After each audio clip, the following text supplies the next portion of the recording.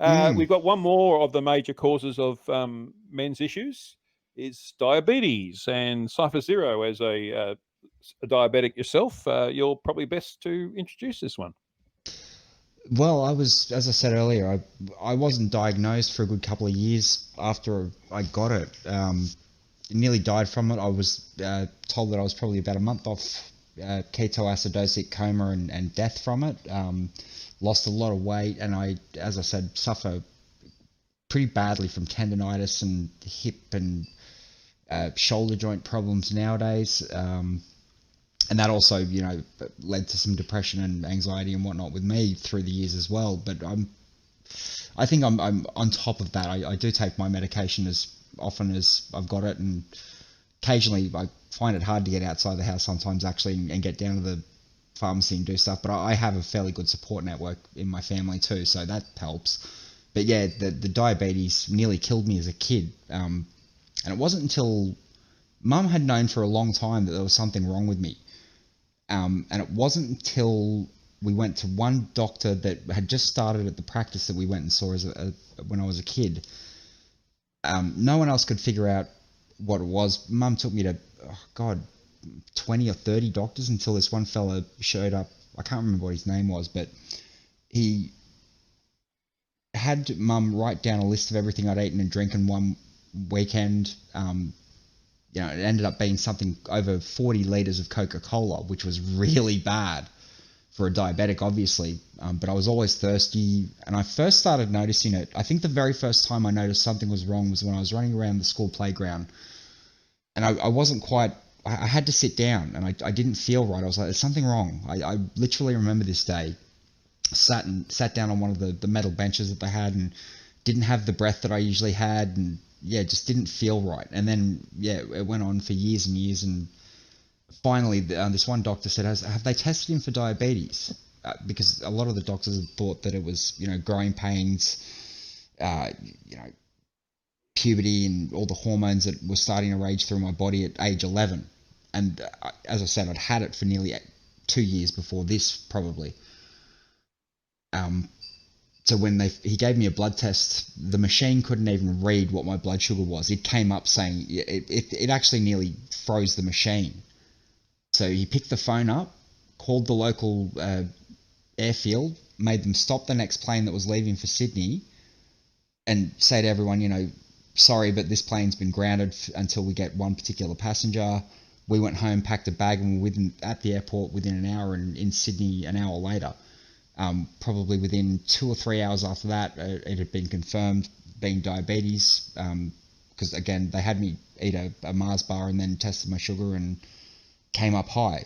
And within an hour of my first insulin shot, my blood sugar started dropping down, and I started feeling better for the first time in years. So that was a close call, but the side effects that I've suffered from ever since have been they build up over time. And there was this one day that I remember where I was on the mum's bathroom floor, throwing up the lining of my stomach, the bile in my stomach, and just wishing I was dead. The tile was the only thing that kept me cool. I was under the shower most of the day too, under cold water. Just horrible feeling. It was like someone had injected me with liquid lava. And the ketoacidosis, it turns your blood acidic basically. And all of that started building up in my joints, and I've had tendonitis for a few years now. It's the side effects of all of it are horrible. So get tested if you think you've got anything like it. And the symptoms of that are obviously, being thirsty all the time, waking up and going to the toilet, no energy, just lethargic all the time. Even when you're sleeping, you feel tired. I remember having dreams feeling tired and things like that. So it's one of the bigger problems that people have. So let's play the first video just to confirm what diabetes is, and then we'll talk some more.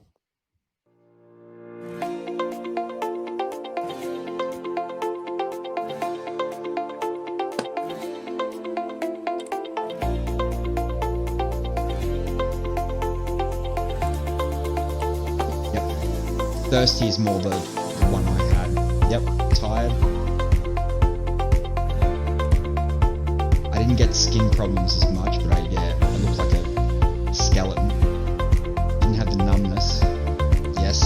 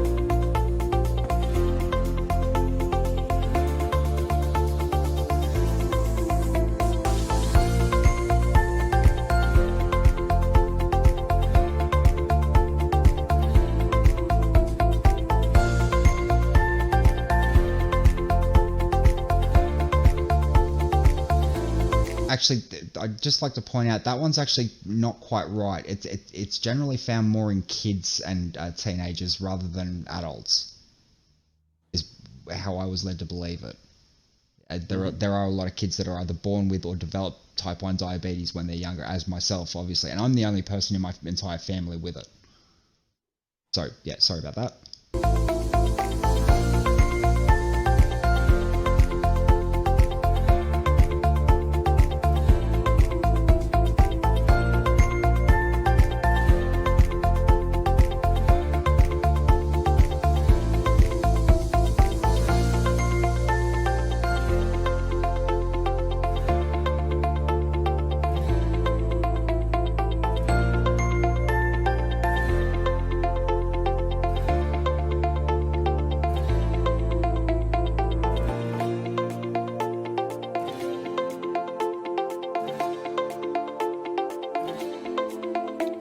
All right, that's the end of that one.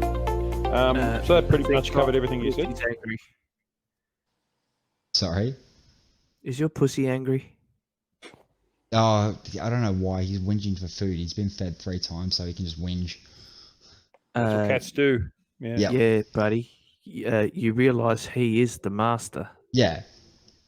right? Well, you better go feed that bastard. He's been fed. He's got food sitting in the bowl. I can't feed him anymore. He doesn't want that food. Well, tough luck. That's what He he's wants got. some chicken or something. Yeah. No. So which diabetes did you say you had? Type 1 or type 2? I've got the type 1, yeah, and as I said, So you don't produce any insulin? Yeah. at all, no. No. I am also on some a medication known as Jardiamet, which is more for type 2 diabetes, but it helps you urinate the sugar in your bloodstream out. And I quite often notice that, yeah, my pee smells quite sweet, especially if I've had a chocolate or something like that. Because people think that we can't have things like that. We can. We just need to, adjust our insulin dose for it, and make sure we don't eat too much of it. Yeah. Exactly, yeah. So we can process it. So, and again, if someone gets a low blood sugar attack, which is hypoglycemia, glass of orange juice or something that's going to work quickly, like a can of Coke or a Mars bar, is good. Yeah, you've got to get your endocrines checked every 3 to 6 months, I think it is, called the HbA1c, which gives you the average of your 6 monthly blood sugar limits. I think it's 6 monthly, but it gives you an average, and that works out. And as I said, a couple of years back, mine was up higher, and I've now gotten it to the point where my doctor's quite happy with it. And the wounds thing, like I used to heal really well up until literally only a few years ago. I started noticing that my wounds would take a little bit longer to heal. Obviously, I'm getting older, so that's to be expected. My vision has always been not very good. I've always worn glasses, and that hasn't deteriorated at all in the last few years. So I'm lucky with that. I try to keep myself in good nick, but it is hard for me to exercise and do things with my joint issues. Yeah, just something on that wound thing. Like being in my mid-40s now, I've noticed that my skin cuts easier. It's not as tough. Yep. Yeah, little scratches take a little bit longer to heal. Yep. They used to take 2 or 3 days, now take over a week. Yeah, the elasticity is starting to go. I don't know how Hugh feels. Like, geez, he'd be like a trampoline. Well, yeah. Well, that's the way the North Koreans use me, of course. So, yeah. Oh, yeah, that's how they pump the gas. So I'm starting to think we're in the wrong time slot, because now we're near the end of the stream. We're getting a lot more people watching. It's weird. So I didn't realize that the first video had the distinction between type 1 and 2 in it. I must have missed that bit. And the next video was to explain that, but I think we can skip over that. So let's jump to the diabetes prevention one, the video 14, to explain what you can do to avoid having diabetes. I'm Ashley Shancool, registered dietitian and certified diabetes educator at Mid-Michigan Don't get Health. huge. I'm here today to provide you with more knowledge on prediabetes Yeah, but what a way and to go. reducing your risk for developing diabetes. Prediabetes affects 35% of adults age 20 and older, and half of Americans age 65 and older. Without weight loss and physical activity, 15 to 30% of people with prediabetes will develop Jack, type can 2 you diabetes indicate whether within or 5 not you years. can hear the video okay? So the goal, identify prediabetes and take action to reduce the risk of developing diabetes. Prediabetes can be a silent disease. It usually happens without symptoms, but we know elevated blood sugars it's all good. affects It's all good the through the eyes, YouTubes. nerve endings, the heart and kidneys, leading to serious health complications. A prediabetes diagnosis increases your risk of heart disease and stroke by 50%. How is prediabetes diagnosed? If you had a fasting blood sugar of 126 or higher, that is diabetes. Prediabetes is 100 to 125, and non-diabetes is less than 100. If you had a non-fasting blood sugar test and your level was 200 or higher, that is diabetes. 140 to 199 is prediabetes, and a blood sugar of less than 140 is non-diabetes. Risk factors for developing type 2 diabetes include having a family history of diabetes, if you are overweight with a BMI of greater than 25, over age 45, if you've had a diabetes during a pregnancy, have given birth to a baby weighing over 9 pounds, have had the stress of an illness or injury, have high blood pressure, or belong to certain my ethnic measurement groups in such that's as only African like, American, double Hispanic digits. American, or Native American. How do I reduce my risk for type 2 diabetes? Step 1, decrease your current weight by 5 to 10%. Eat a variety of healthy foods. Reduce total daily calories by monitoring carbohydrate and fat intake. Step 2, try to accumulate 30 minutes of activity most days of the week. Start by making healthier food choices, balancing calories, and increasing your intake of fruits and vegetables and whole grains. And try to reduce your intake of sodium, especially in foods like canned soup, canned vegetables, and frozen meals. Drink water instead of sugary beverages. You can also reduce your risk by watching your salt and sodium intake. Try to keep your salt to about 1,500 milligrams per day. And did you know that a teaspoon of salt has 2,300 milligrams of sodium? Increasing your fiber can also reduce your risk. Eat plenty of fruits and vegetables. Eat whole grains, especially with foods that have whole grain listed as the first ingredient. Eat brown rice and whole wheat pasta instead of white. And choose higher fiber snacks such as popcorn, vegetables, and high fiber crackers. Try to eat more fresh and less processed foods, and it is better to get fiber from food rather than supplements. Try to know how much you're eating by watching your portions and using easy tools like the size of your hand to estimate what a half cup versus 1 cup is. You can also use the plate method to help you control your portion sizes. Think of your plate into 3 sections. Fill half your plate with vegetables and the other half with whole grains and lean protein. How can you increase your physical activity each day to reduce your risk? Studies show trying to include 30 minutes of physical activity most days of the week can be helpful. It can be 1 30-minute session or 3 10-minute sessions.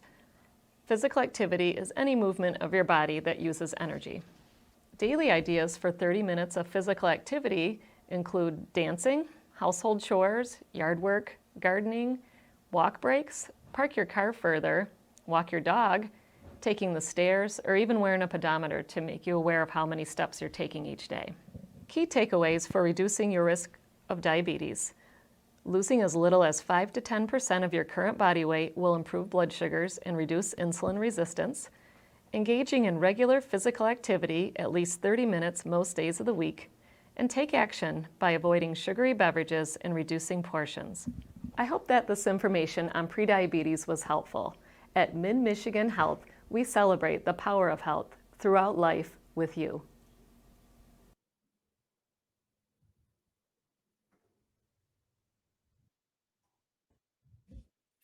And now. All right then. So John F had a question for you, Cypher. Did you see that? No, I missed that. I wasn't watching the chat. It was about, did you have troubles in your teenage life? With diabetes, that is. Yeah. Yes, I did. I ended up hospitalized once because ended up... I can't remember exactly what happened. If I wasn't taking the insulin or if I maybe got drunk one night and didn't have a shot. I didn't have insulin one weekend, ended up in hospital, catheter in, and don't remember any of it. But yeah, that was the only sort of rough time I had with that hospitalization wise. I did have a bad blood sugar attack when I was about 13. On the way to an Army cadets camp, I forgot to eat and ended up having an actual fit. It's the only one I've ever had. But yeah, it was like an epileptic fit where they actually closed the door of the bus because they thought I was going to throw myself back into the bus and break my back on the stairs. And I woke up back on the bus. Someone was sitting next to me with a can of Coke, and I had no idea where I was, didn't regain consciousness until we got to Singleton.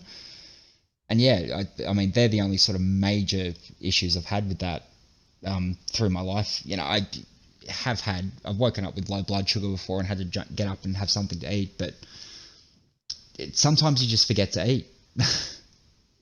That's me anyway. So during the teenage years, yeah, I finally started getting it all under control when I was in probably my early 20s. But yeah, I did have a few problems getting it all under control, and had the thing of, you know, why am I the only one that's ever gotten it in the family? My brother and sister have never had a problem with it. I'm the only one with type 1 diabetes in my entire extended family. So I'm a bit of a medical mystery. Can't figure out, you know, what actually caused it in me. But I do have Aboriginal heritage as well, so that could be something. Yeah, I don't think having type 1 diabetes is something we want to be known for as being unique about you. No, indeed. Just to put the spin on it, you know. Well, by definition, it's not unique because lots of people have it. But yeah, no, that's right. But just within my family, yeah, I stand out. Yeah. Of course, Hugh points out the obvious. So yeah, I guess that your experience really demonstrates that if you can avoid diabetes in the first place, it's probably a good idea to avoid it.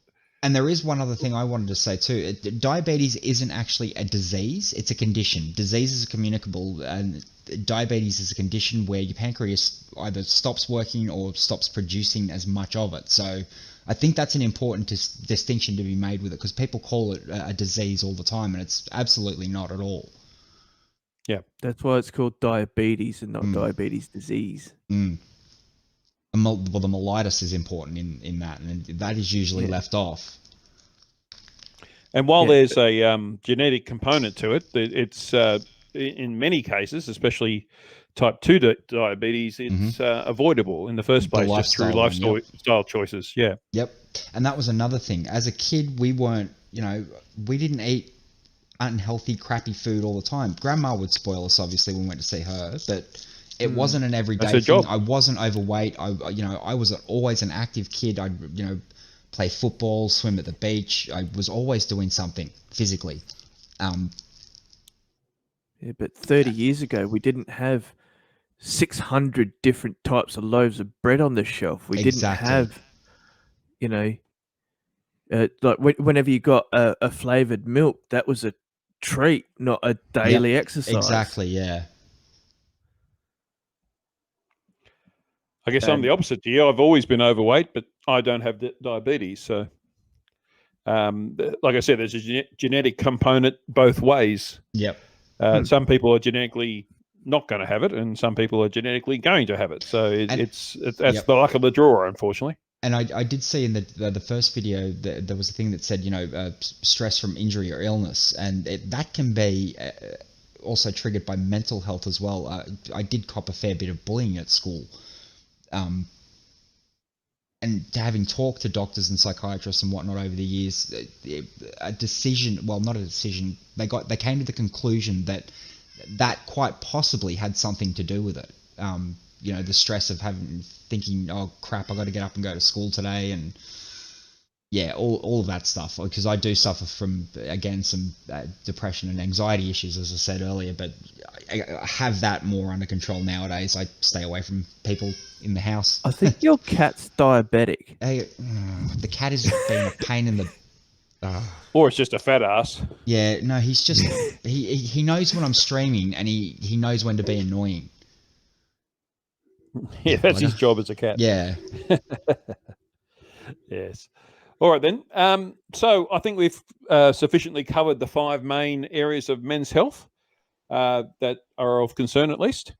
and only one of them was specific to males. I mean, all the other bit of information is relevant to women as well. It is, yeah.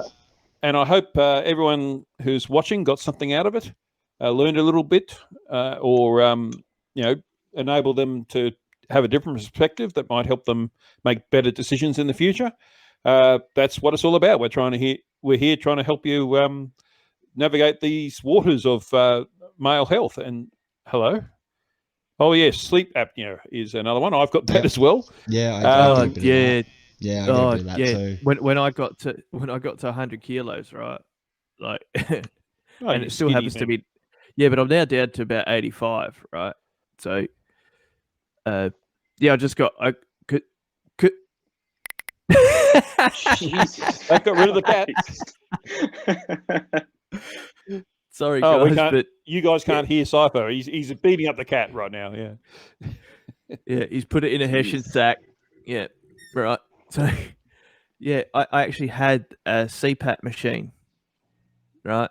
I still do. Yeah. Stopped breathing 30 times in 1 hour. Ooh, nasty. Yeah, it's amazing how much you don't breathe when you've got a lot of fat in your passageways. Especially when have you ever laid on your back and had I've woken myself up sometimes. My missus will not let me sleep on my back. No, good idea. Ever. And I'm not overweight either, but I still get the sleep apnea if I sleep on my back at all. Yeah, sometimes it's just the shape of your passages. Exactly, yeah. A lot of the time it's just your tongue relaxing. Yep. And it fattens up in your throat. Yeah. But so the takeaway from this whole show, I think, is go to your doctor and get checked regularly for all sorts of things that are appropriate for your age group. Yeah. Don't be your a doctor pussy. will know what those are. Yeah. Go to your doctor regularly. Go every 3 months at the very least. And talk to your doctor. Your doctor's going to know what you need to know about, whether you need blood tests or you need to go for a sleep test for CPAP, sleep apnea, or anything else.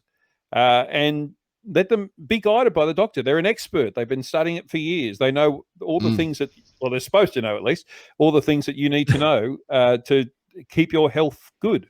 And if you keep your health good, not only just your physical health, but your mental health, then you're around for your family for a lot longer. And they will appreciate that. And you will appreciate that. Don't do your own research. No, and if the doctor can't figure it out, or if they, if you don't feel the doctor's made the right sort of decision, get a second opinion. Always. Yeah. Or a third. Not all doctors are the same quality. Yeah. My mum, as I said, my mum took me to several different doctors until one finally pinpointed it. Because before they diagnosed me, as I said, they were trying to blame it on adolescence and hormone dump into the system, growing pains and all this sort of thing. It wasn't any of that. At the age of 9. Yeah, wasn't any of it. Well, I was by that stage, I was getting older. It was probably closer to when they were diagnosing me. I was losing all the weight. Yeah, it wasn't any of that. But I'm actually looking back at it now and thinking just how shocking it was that none of them did pick it up. But as I said, the doctor that finally figured it out was a younger, newer addition to the practice that we went to, and he just looked at it a different way, fresh set of eyes.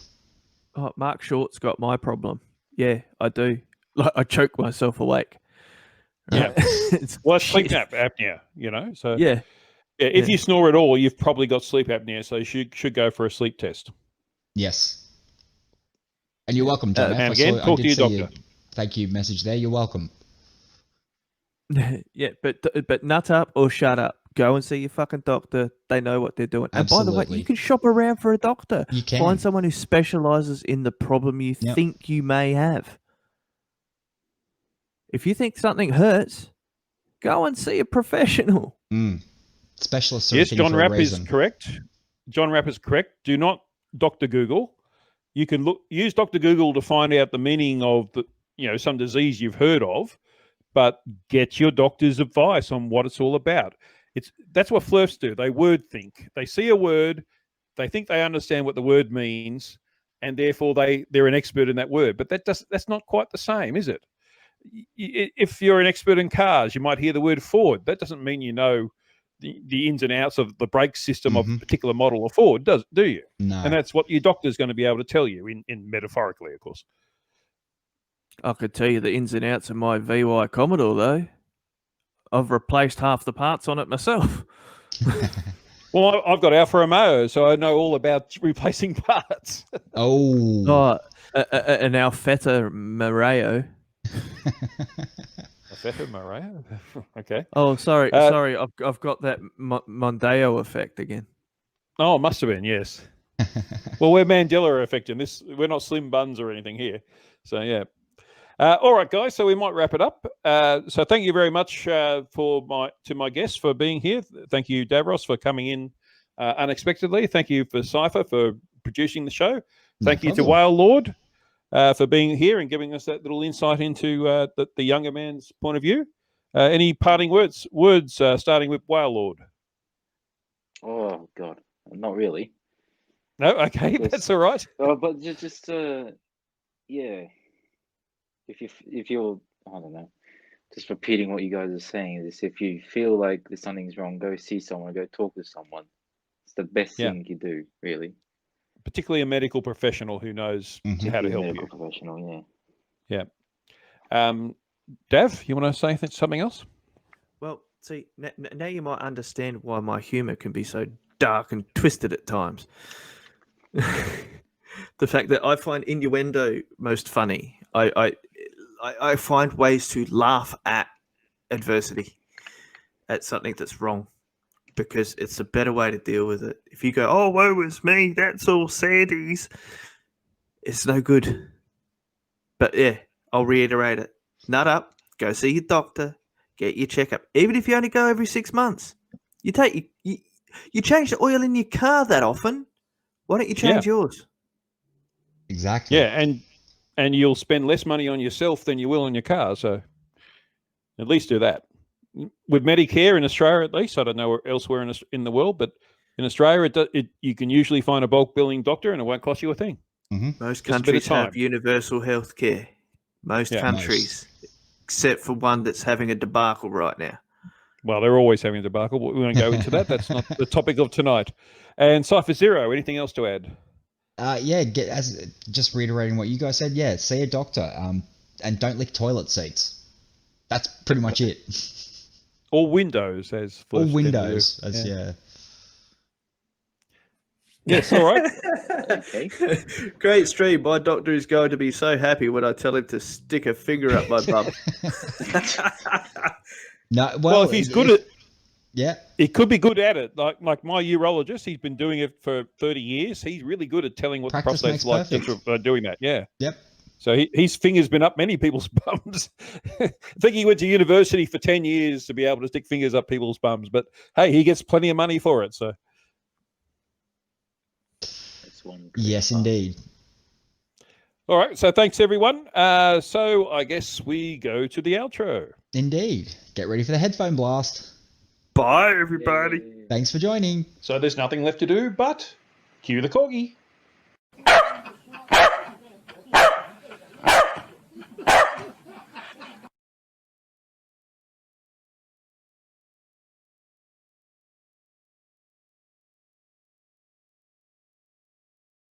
You're despicable.